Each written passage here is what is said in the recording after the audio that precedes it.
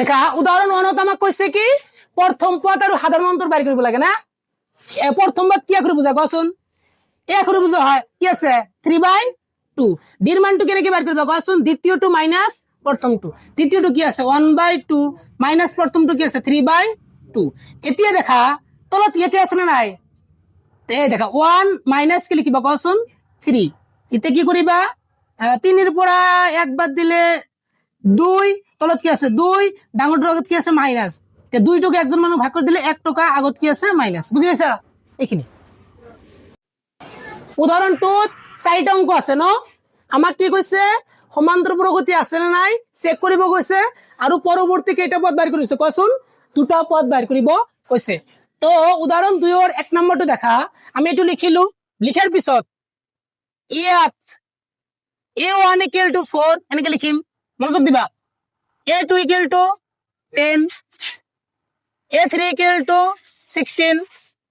a4 = কি লিখিবা কোৱাচোন 22 এতিয়া আমি চেক কৰিম সমান্তর প্রগতি আছে নে নাই এতিয়া আছে নে নাই কেনেকে চেক কৰিবা কোৱাচোন দ্বিতীয় টু মাইনাস প্রথম টু কি লিখিবা a2 - a1 a2 এর মান কত আছে 10 - 4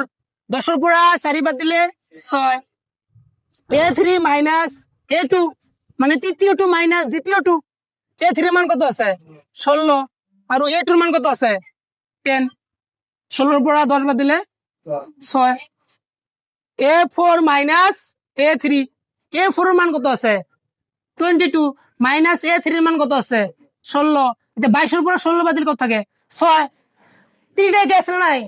যদি তিনটা কি আছে সমান্তর প্রগতি গঠন করে আমি এনে কি লিখি মিত্তিকা a2 -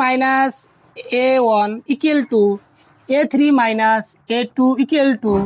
a4 - a3 কি পালা কোৱাচোন 6 পালা আৰু 6 টু হ'ব কার মান কোৱাচোন ডির মান হ'ব নাই এতেকে আমি লিখিম এপি গঠন করে যদি এপি গঠন করে পরবর্তী দুটো পদ বাইর করব কইছে না